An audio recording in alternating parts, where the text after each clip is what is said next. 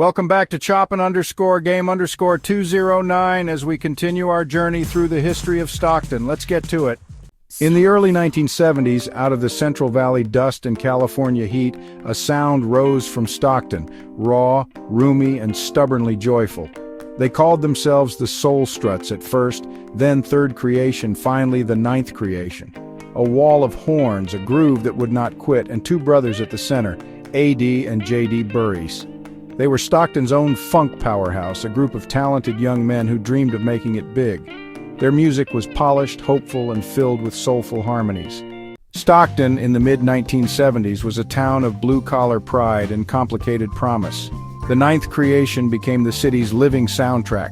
They played school gyms and club circuits while touring national and international, and they carried Stockton's name wherever they went. Then came the moment that turns regional legends into national stories. Soul Train. On January 25, 1975, the Ninth Creation stepped onto the Soul Train stage, a validation not just of talent but of Stockton itself. For a working-class band from a modest California town, it was television exposure that opened doors, radio play, touring dates, and the chance to rub shoulders with the era's big acts. Something like going viral, I guess.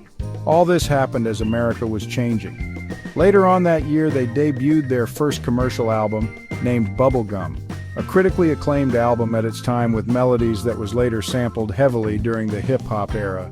For many in Stockton communities and artists, music became both escape and commentary, celebration amid uncertainty. But Stockton was on the verge of change. Then April 30th, Saigon falls. The Vietnam War, the longest conflict in American history at the time, comes to a chaotic end. For some, it was the moment they escaped with their lives. For others, it marked the beginning of a return home, to a country that had changed. And for thousands more, it was the beginning of exile. In Stockton, a quiet tide began to rise. Young men, many barely out of high school, came home in uniform. Some came back broken, others came back silent. But all of them returned to a city that didn't always know how to receive them. They carried the war with them in their memories, their nightmares, their silence. Some tried to find normalcy in old neighborhoods, others turned to the fields, the factories, the bottle, or the needle. The heroin took a toll on some soldiers. There were no parades, no banners, just time, and the long road of trying to feel whole again. At the same moment, American soldiers were leaving Vietnam behind. Thousands of Southeast Asian refugees were running towards something new, trying to escape the old. First came the Vietnamese, then Cambodians, Hmong, Lao.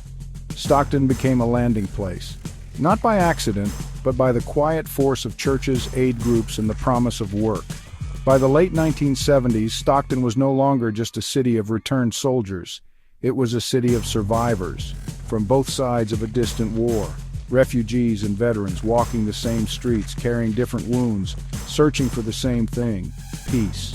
The war ended, but the story kept going. The second wave of Southeast Asian refugees came following the rise of the Khmer Rouge and continuing instability in Indochina and Cambodia. Churches and refugee assistance groups expanded efforts. Stockton's Vietnamese and Cambodian population grew rapidly, but now the new adjustment period had begun. But the city's pulse has changed. The war in Vietnam is over, and the men who fought it have come home, not to parades, but to unemployment lines. Stockton was a place where your father's calluses were a badge of honor. Agriculture, canneries, manufacturing, these were the jobs you could count on. But in the mid to late 70s, you could feel the ground shifting. Factories were cutting shifts, canneries ran shorter seasons, and every week another vet stood outside the unemployment office wondering how he went from a uniform to an empty wallet. But if Stockton had anything, it had athletes. High school football, basketball, track. These kids were faster, stronger, and hungrier. Sports were religion in Stockton. Edison, Stagg, Franklin, Lincoln, and St. Mary's. The rivalries weren't just about football or basketball. They were about neighborhoods, pride, and bragging rights that lasted all year. High school football electrified the community.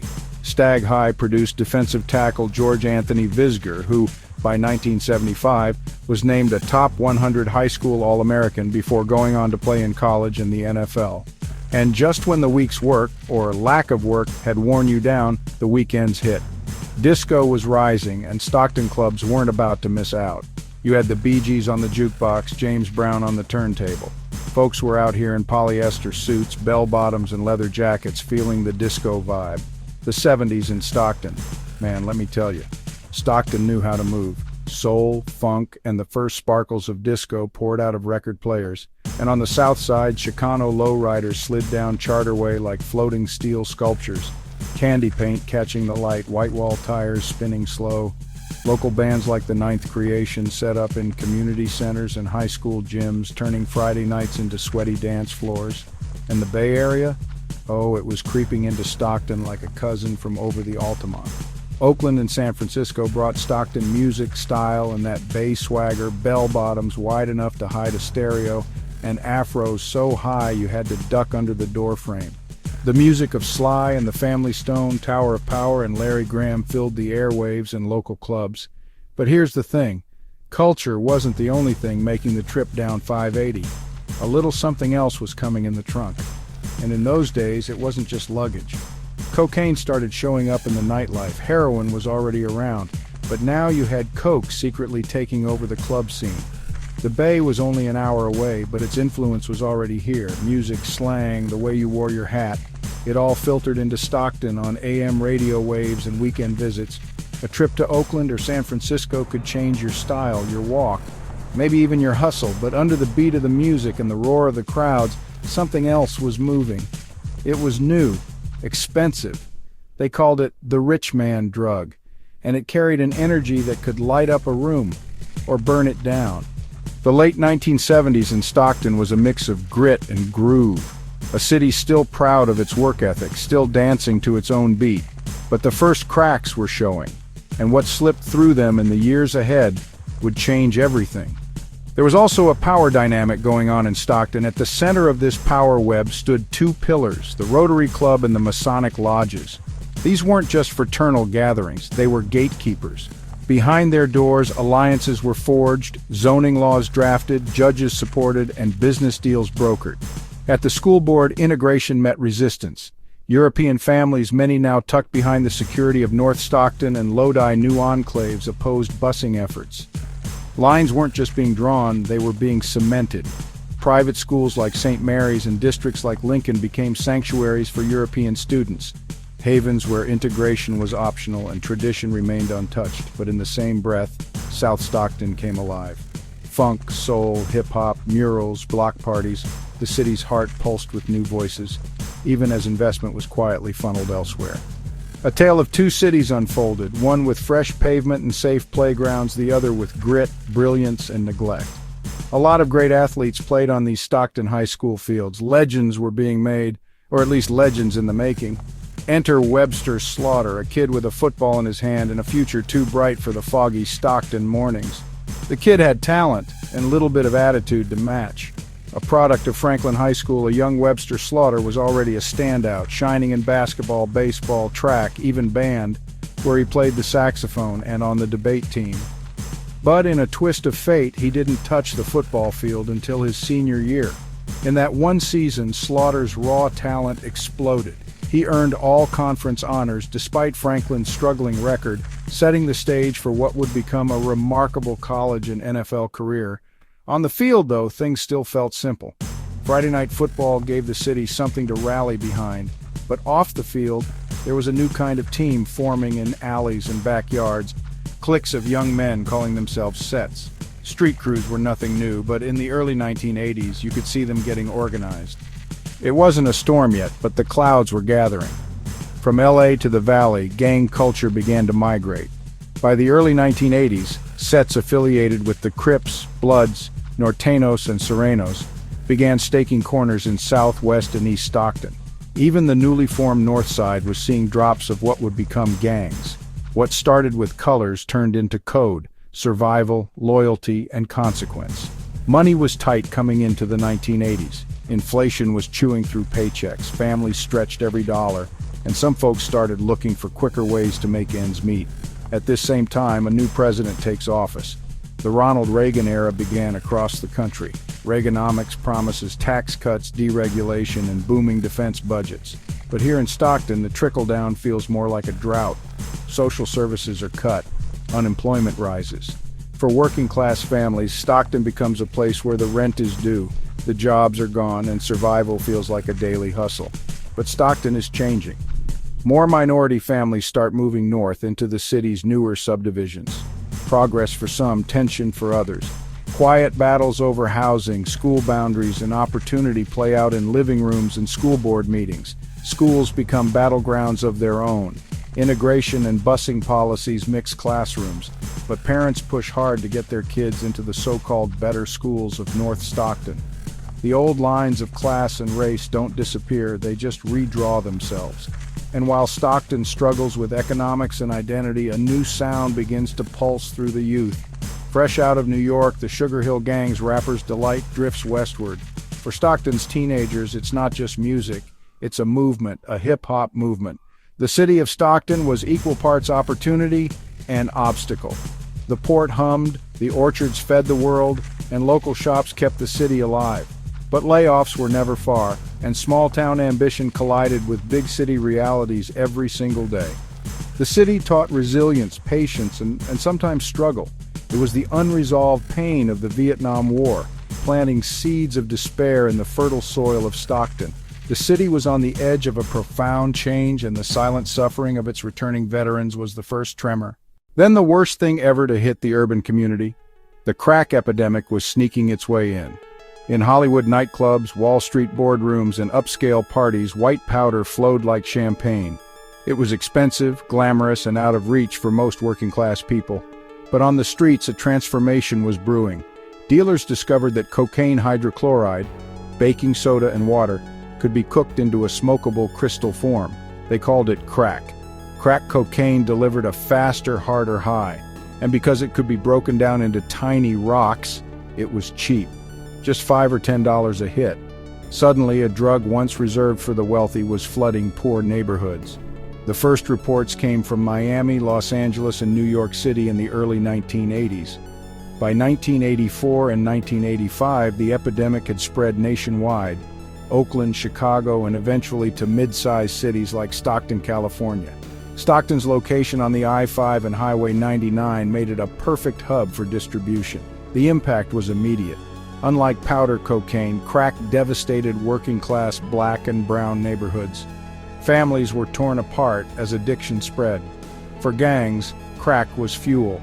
Bloods, Crips, Norteños, and Serenos fought for territory, turning street corners into open-air drug markets. The violence escalated as the profits grew. The government's response was swift and severe. President Ronald Reagan declared a war on drugs, but instead of treatment came punishment. Harsh new laws sentenced crack users, mostly poor and minority, to decades in prison. Meanwhile, powder cocaine, still used in the wealthier world, carried far lighter penalties. This sentencing disparity, 100 to 1, would reshape an entire generation. The crack era became more than an epidemic. It was a culture shift. Rap groups like Grandmaster Flash and the Furious Five gave voice to neighborhoods ravaged by crack. The slang, the fashion, the music, it all carried the scars of the era. By the mid-1980s, crack had reached Stockton. And just like Los Angeles, Oakland, and New York, it would leave a mark that still lingers decades later. But the shadow from the South was growing longer. The drug trade that fueled LA's gangs found a new market in Stockton. The city became a strategic outpost, a place to expand territory. The promise of fast money was a powerful lure in a community with few economic opportunities. While bands like Ninth Creation were trying to build something beautiful, another force was working to tear it down. The stage was being set for a major conflict, not just between gangs, but for the very soul of the city. Stockton was at a crossroads, with one path leading to the stage and the other leading to the streets. Crack rock arrived in Stockton not as a slow trickle, but as a flood. This was not like the heroin that haunted the veterans in the shadows. Crack was loud, it was brazen. The drug trade exploded, transforming street corners into open-air markets. The promise of quick, easy money created a new economy that was built on destruction. It turned neighbors against neighbors and ambition into desperation. The impact on the community was immediate and catastrophic. The family unit, already fragile, began to shatter. Crack did not care about age or gender. It consumed mothers and fathers, leaving children to fend for themselves. Homes that were once filled with warmth and stability became empty shells or dangerous traps. The term crack baby entered the lexicon, a heartbreaking label for the most innocent victims of the epidemic. A generation of children was effectively orphaned, raised by grandparents, older siblings, or the foster care system. The drug stole parents, leaving behind a void of guidance and love. The story of the band Ninth Creation became a tragic reflection of the times. They were the city's musical pride, a group on the verge of national success. Their funk and soul sound was a beacon of hope. But the darkness of the era touched them directly. One of their members, Larry Proctor, was tragically murdered. His death was a devastating blow, not just to the band, but to the entire community. It was a stark reminder that no one was safe. The violence that came with the crack trade could extinguish the brightest lights, silencing the music and replacing it with grief. This epidemic created a generation of fatherless homes. Men who were once providers and protectors were lost to addiction or the prison system. The war on drugs did not bring soldiers to fight addiction. It brought police to fight the addicted. The response was punishment, not treatment. This led to mass incarceration, ripping even more fathers from their families. The cycle was vicious. The absence of fathers left a void in the lives of young men who then looked to the streets for the structure, protection, and sense of belonging they couldn't find at home. Stockton in the late 1980s was a city of contradictions. The streets were rough, the drug trade rising, and violence never far from home. But while chaos pulled at the community, there were still sparks of hope. Athletes whose names carried weight, giving Stockton something to cheer for, something to believe in. Willard Harrell was one of those sparks. A Franklin High School legend who went on to the NFL, Harrell's story was already carved in Stockton history. But in 1988, when he was inducted into the African American Athletes Hall of Fame of Stockton, his name rang louder than ever. In a city where so many young black men were being swallowed by the streets, Harrell stood as proof that greatness was possible. Not all Stockton heroes wore helmets. Mike Haley, out of the University of the Pacific, dominated the water polo world. A three-time All-American Pacific's Male Athlete of the Year in 1985, and by the end of the decade playing on the U.S. national team. His medals didn't just belong to him, they belonged to Stockton. Haley's rise showed the city that even from a turbulent place you could make waves on the world stage. Janet Whitney was rewriting the rules for women's basketball. Between 1982 and 1986, she poured in nearly 1,700 points for the University of the Pacific, ranking among the nation's best scorers. Stockton girls saw themselves in Whitney. At a time when female athletes were still fighting for respect, she was undeniable, a star and a symbol of what hard work could create.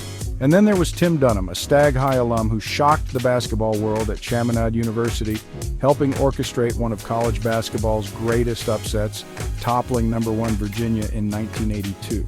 Drafted by the Portland Trail Blazers in 1985, Dunham could have chased the pro dream. Instead, in 1988, he came home. Coaching at Stag, he led them to back-to-back section titles, pouring his energy back into Stockton's youth. In a city where gangs were recruiting the next generation, Dunham was building ball players instead.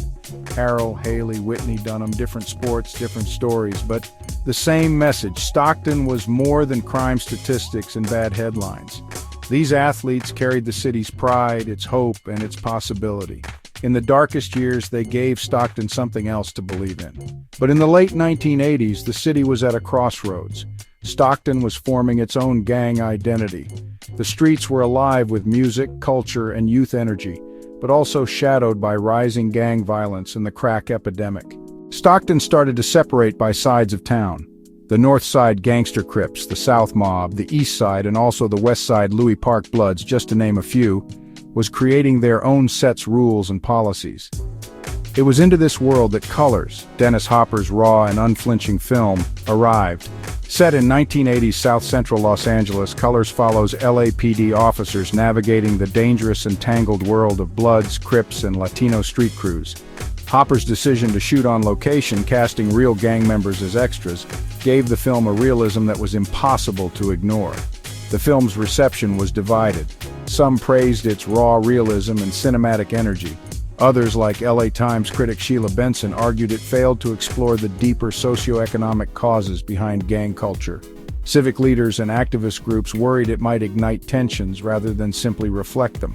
But Stockton would experience firsthand the danger of art colliding with reality. On April 24, 1988, 19-year-old David Dawson waited in line for a screening at the Regency Theater.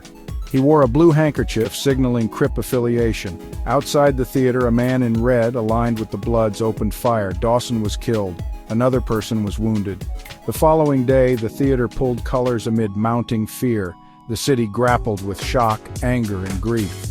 Eventually, Charles Vaney Queen was identified as the shooter. In December 1989, he was convicted of first-degree murder and sentenced to 27 years to life, claiming self-defense. The incident was a grim reminder. Real-world gang symbols, colors, handkerchiefs could turn deadly in a fraught environment. Some cities wanted to ban it entirely. These voices illustrate the film's live and lethal legacy. Colors was no longer just a movie. For Stockton, it had become a flashpoint. In the broader context, Stockton in the mid-1980s was contending with the crack epidemic and surging gang presence. Colors became intertwined with that reality, showing how cultural portrayals of violence could resonate dangerously, especially in neighborhoods already on edge. Colors plants a seed in Stockton, a mirror of urban struggle, identity, and aspiration. A cinematic echo that shapes the city's next generation, long before crack and the coming wave of gang violence reached their peak. The Colors incident and its national attention forced Stockton to reflect on policing, media, and the stakes of violence. Stockton was turning into Los Angeles fast, but the end of the war was far from over. Don't forget to like, subscribe, and share. And if you want to see exclusive deleted scenes in our chat room, join our channel Choppin_Game_209. Our first tiers start at $2.99 per month. Okay, now let's continue. Stockton, California, January 17, 1989. A city already wrestling with poverty, gangs, and the aftershocks of the crack epidemic suddenly faced a new nightmare. And this time, the victims were its most innocent. Patrick Edward Purdy was 24 years old, born into violence, raised in Stockton and Lodi, California. A childhood carved by sexual abuse, prostitution, and neglect. His adult life was defined by crime, addiction, and failure. He blamed everyone for his pain. His father was dishonorably discharged from the military and subsequently worked as a taxi driver and tragically died in a car accident in Lodi, California. Then, after attacking his own mother, she kicked him out of the house and he never returned. In his warped mind, he turned his anger on the newest Americans, Southeast Asian refugees who had escaped war in Cambodia, Vietnam, and Laos. To Purdy, they weren't survivors. They were his enemies. On a Tuesday morning, recess bells rang at Cleveland Elementary. Children poured into the schoolyard, many of them carrying the scars of another war halfway across the world. At 11:42 a.m., Patrick Purdy stepped onto that playground with a Chinese-made AK-47. He raised the weapon and opened fire. In less than 3 minutes, more than 100 rounds were fired. 5 children were killed, all of them refugees from Southeast Asia. 32 others lay wounded. Teachers shielded bodies with their own. Children who had fled genocide found themselves hunted on American soil. And when his massive rampage was done, Patrick Purdy cowardly turned the gun on himself. The city of Stockton stood in shock. How could this happen here? How could war follow these families all the way from the rice fields of Cambodia to a schoolyard in California? The Cleveland Massacre was one of the first mass school shootings in the country. It forced America into a new conversation about gun laws. It pushed California to ban assault weapons and lit the fuse for a national movement that would lead to the 1994 assault weapons ban. 2 months later, Stockton would receive an unlikely visitor. Not a politician, not a celebrity making headlines, but the most famous man on earth, traveling in silence. Michael Jackson came to Stockton. He walked into hospitals and classrooms, not with cameras, but with compassion. He held the hands of wounded children, comforted grieving parents, and gave gifts to families who had lost loved ones. For a community drowning in grief, his presence was a whisper of kindness. A reminder that even in America's darkest corners, someone cared. But it was also the day Stockton showed resilience, where tragedy met tenderness and where a pop icon became a healer, and where 5 refugee children lost too soon left a mark that still haunts this city and this country. Stockton, California, a working-class city carved out of farmland, rivers, and grit. Between 1975 and 1990, Stockton would carry the weight of a changing America. From agriculture to drugs, from high school glory to urban tragedy, from soul music to street gangs. This is the story of a city caught between promise and peril. The music and culture of Stockton had kids tuned in to funk and soul. The local band, the Ninth Creation, even made it to Soul Train, showing Stockton could play on the national stage. Stockton in the mid-'80s was a city balancing hard work with dreams of escape, through sports, through music, or sometimes through the streets. Economic Reaganomics policies cut social services, hurting Stockton's working-class families. Migration of black and brown families moved north, seeking better schools and safer neighborhoods. Yet racial tensions and school busing sparked conflict. Cocaine powder had been a rich man's drug in the 70s. But by 1983-84, its new form, crack cocaine, hit Stockton. Cheap, addictive, and devastating, crack infiltrated working-class black and Latino neighborhoods. Crack didn't just arrive, it detonated. Families collapsed, children grew up too fast, the streets became both survival and a trap. The movie colors didn't create Stockton's gang problem, but it poured gasoline on it. And for kids already on the edge, it wasn't just a movie, it was a manual. And Stockton streets took notes. Purdy, a drifter with a history of hate toward immigrants, turned the gun on children at Cleveland School, then himself. The shooting triggered national debates on assault weapons and the treatment of refugees. In Stockton's darkest hour, the king of pop showed compassion where the system had failed. It was a reminder that the world was watching. From 1975 to 1990, Stockton carried the weight of America's biggest battles: poverty, drugs, violence, resilience, and hope. It was a city of champions and survivors where tragedy met talent and struggle met spirit. Stockton's story was never just local, it was America, raw and unfiltered. By the late 1980s and early 1990s, the social fabric of Stockton was starting to decline. The city became geographically and culturally divided. The fault line was clear: North Stockton versus South Stockton, East Stockton versus West Stockton, and vice versa. It was becoming a problem. This was more than just a geographic distinction, it was a division of class, race, and opportunity. North Stockton was seen as more affluent, with newer homes and better resources. South Stockton, East Stockton, and West Stockton, historically home to the city's minority and working-class communities, bore the brunt of the economic decline and the crack epidemic. This disparity bred resentment and misunderstanding between all sides of town. The conflict played out among the youth. The children who grew up in the chaos of the crack era were now teenagers. They inherited the tensions of their environment. What started as neighborhood pride curdled into fierce and often violent rivalry. Going from the north side to the south side or vice versa became a dangerous act. Fights at high school football games, confrontations at parks, and violence at parties became commonplace. The conflict was a proxy war for the larger societal issues plaguing the city: inequality, hopelessness, and the trauma of a generation raised in crisis. This was not the organized gang warfare of Los Angeles. This was different. It was more personal, more localized. It was about what part of town you were from, what school you attended. The youth of Stockton were fighting each other, blind to the larger forces that had pitted them against one another. They were the children of the veterans, the children of the crack epidemic, carrying the weight of their parents' pain and the city's neglect. Their anger and frustration, born from broken homes and limited futures, was turned inward, aimed at kids who were living a nearly identical experience just a few miles away. The era left deep, lasting scars on Stockton. The division between North, East, West, and South became ingrained in the city's identity. The conflict between its youth was a symptom of a community in deep pain. The journey from 1975 to 1990 was a tumultuous one. It began with the quiet suffering of returning soldiers and ended with the loud public anguish of their children. Now it's hip-hop, NWA, Public Enemy, the birth of gangster rap. The city that had been influenced by the soulful creativity of the Bay and the raw aggression of LA was now left to grapple with its own fractured identity, a generation divided by invisible lines drawn by decades of struggle. Stay tuned and follow Choppin_Game209 for more history of Stockton.